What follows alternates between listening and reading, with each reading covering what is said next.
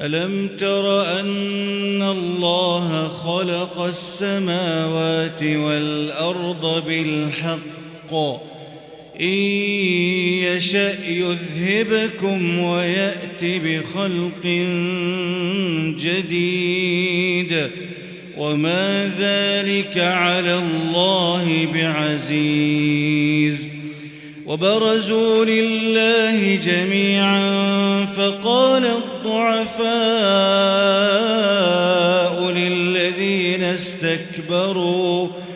فقال الضعفاء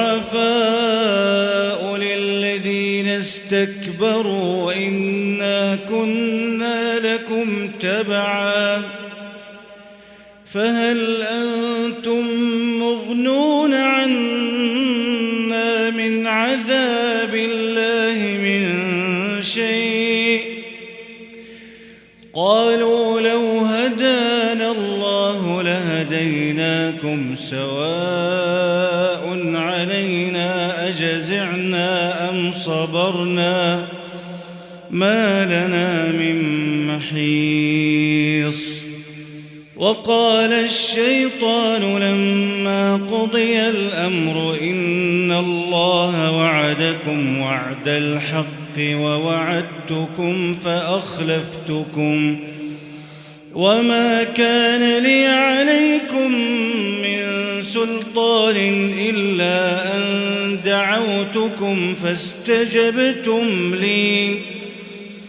فلا تلوموني ولوموا أنفسكم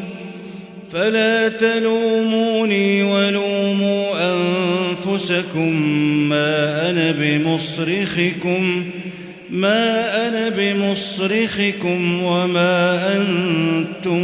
بمصرخي إني كفرت بما أشركتمون من قبل إن الظالمين لهم عذاب أليم وأدخل الذين آمنوا وعملوا الصالحات جنات تجري من تحتها الأنهار خالدين فيها بإذن ربهم تحيتهم فيها سلام ألم تر كيف ضرب الله مثلا كلمة طيبة كشجرة طيبة أصلها ثابت وفرعها في السماء تؤتي أكلها كل حين بإذن ربها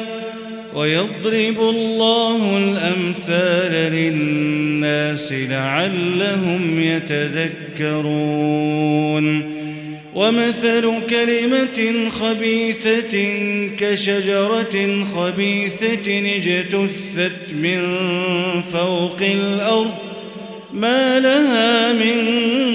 قرار يثبت الله الذين آمنوا بالقول الثابت في الحياة الدنيا وفي الآخرة ويضل الله الظالمين ويفعل الله ما يشاء.